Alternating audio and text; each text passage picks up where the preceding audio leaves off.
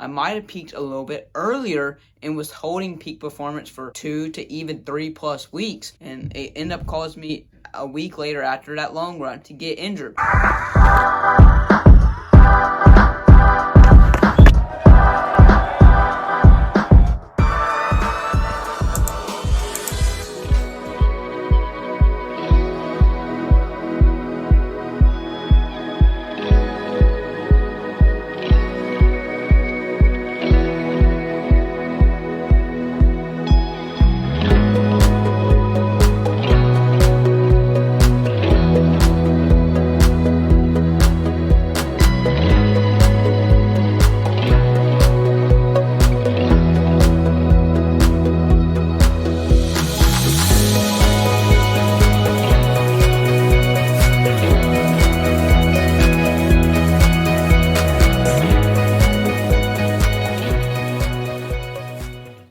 2.5 hours down on the bike complete. So now it's time to go get our pancakes all cooking up. But first, gotta get the bear bites. Gotta get the bear bites.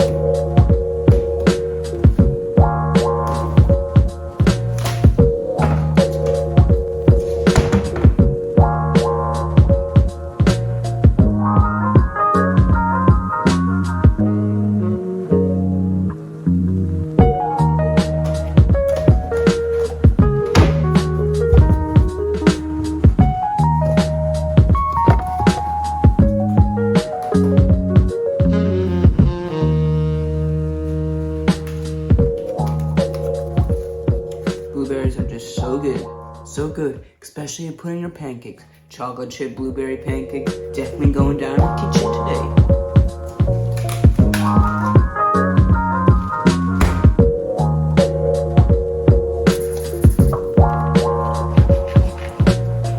Now it's time for the blueberries and the chocolate chips. You can't forget that. You cannot forget that.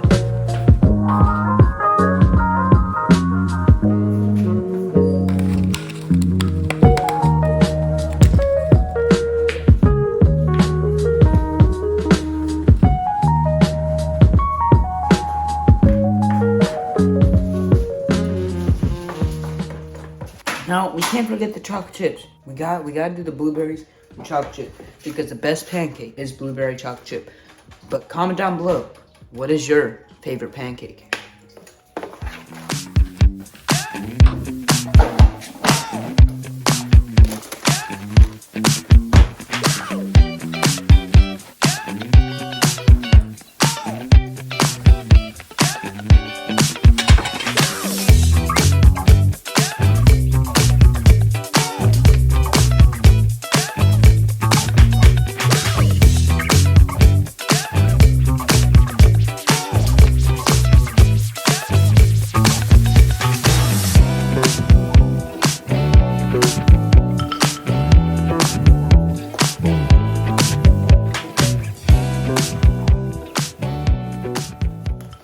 Got the pancakes for work. Now we gotta get the pancakes for today. Pancakes for today. Still, same thing. Blueberries and chocolate chips.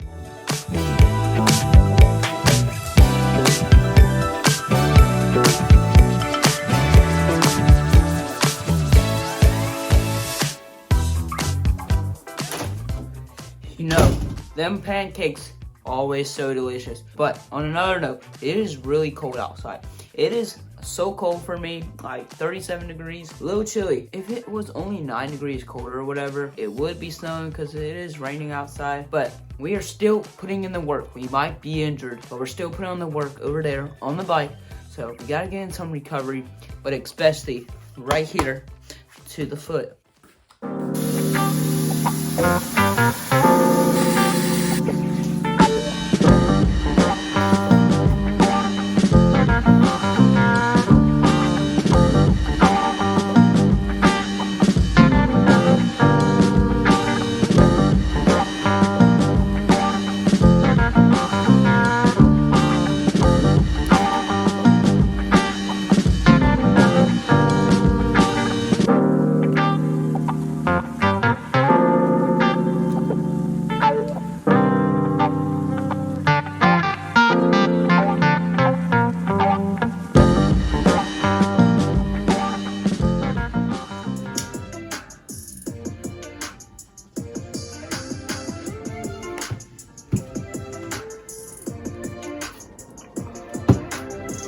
how I am feeling right now. How I am feeling, everybody.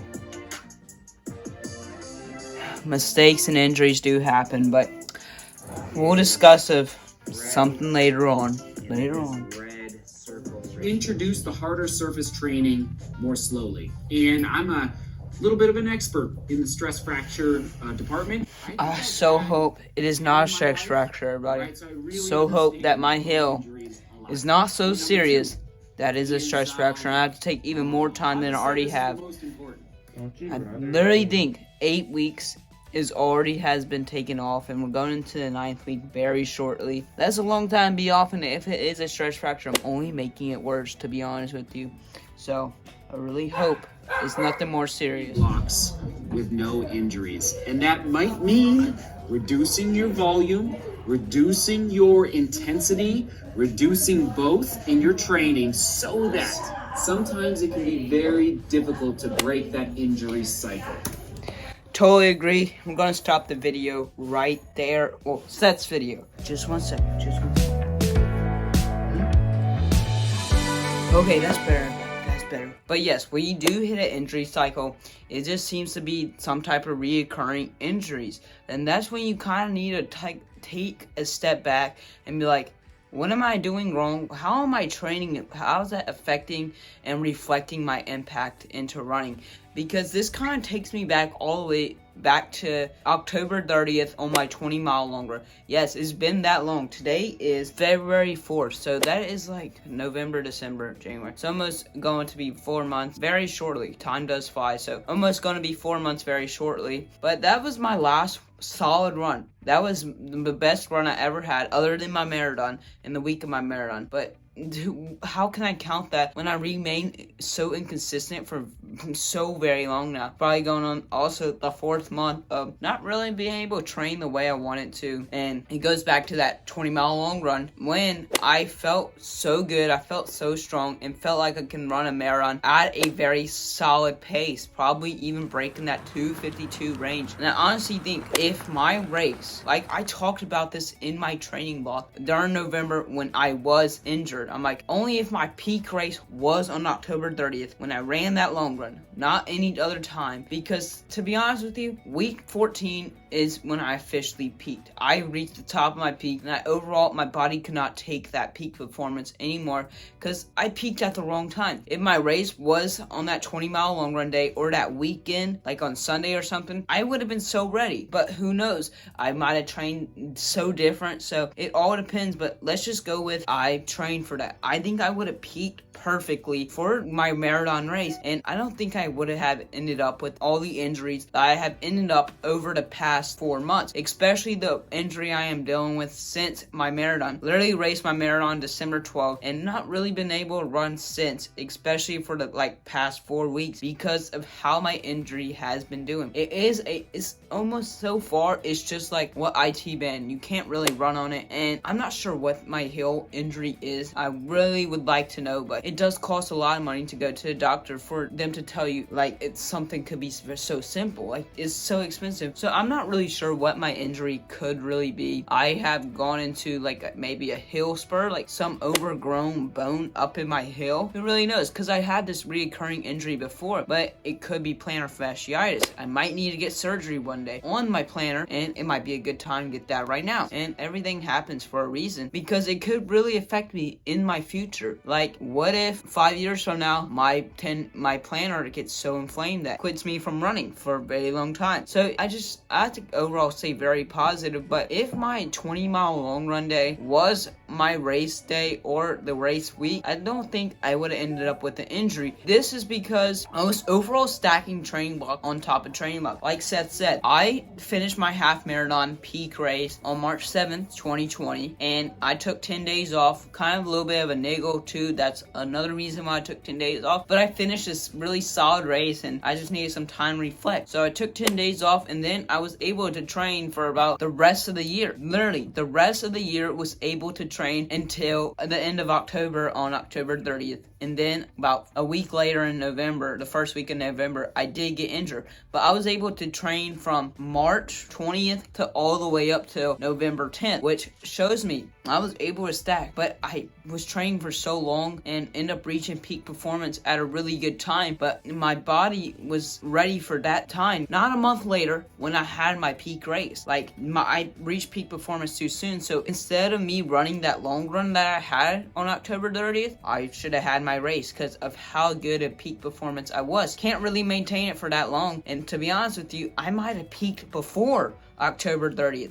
I might have peaked a week earlier or even on my down week, because that's normally how long my training blocks are if I'm training for a race, around 10 to 12 weeks. And I went over extending to that to 13 weeks. So who knows, I might have peaked a little bit earlier and was holding peak performance for 2 to even 3+ weeks, and it ended up causing me a week later after that long run to get injured. But let's just say I raced. Let's say I raced on October 30th. I don't think I literally would have gotten injured at all with my glute and hip that I had for like a few days, and then my meniscus. But then I raced my marathon. I have not been able to train or run since and be consistent with running at all, especially for the past 4 weeks. But to be honest with you, the past 8 weeks since my marathon, and even for the past 3+ months, because of the injuries I've been dealing with, but especially in that left heel bone area. Don't even know what it is, and I really don't know what to do. But back to, if I race, I won't have any of these injuries because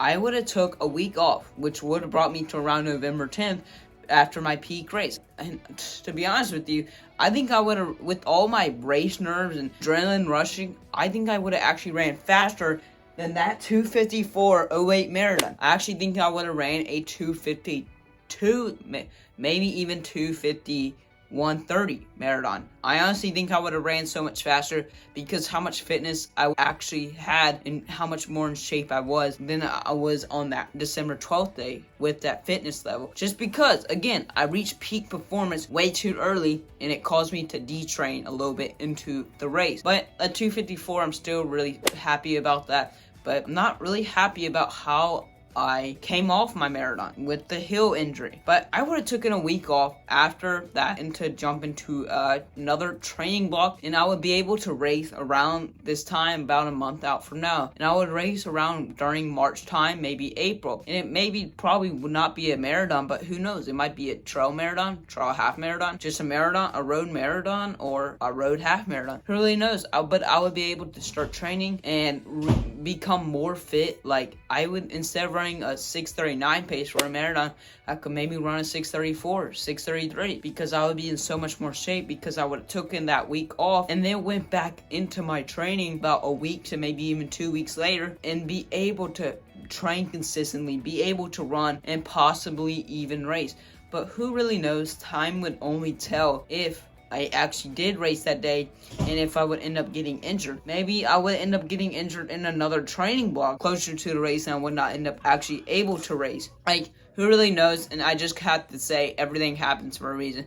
There's a reason I did not race on October 30th, but I did race on December 12th. Like, only God knows why I raced on December 12th, not October 30th, even though I think it would have been best for me to race on October 30th, because it would have allowed me 2 months to fully recover and then maybe enter into a training block starting in the new year, rather than kind of feel like I'm rushing things to try to get better and get rid of my injury so I'm able to start running to later start training block. But I wouldn't be able to really rush things in a way, because first off, I wouldn't be injured. I'll be taking a week to 10+ days off and recovering for the next month or 2 months, going into around the Christmas time and the New Year's time. So on the New Year's day, I'm able to start having a really solid training block and actually be able to run rather than going on the bike. Yes, I'm very happy that I'm able to bike and be able to do activity, but I just want to run, if you know what I mean. Like, I do want to go out for a run. I want to start a training block,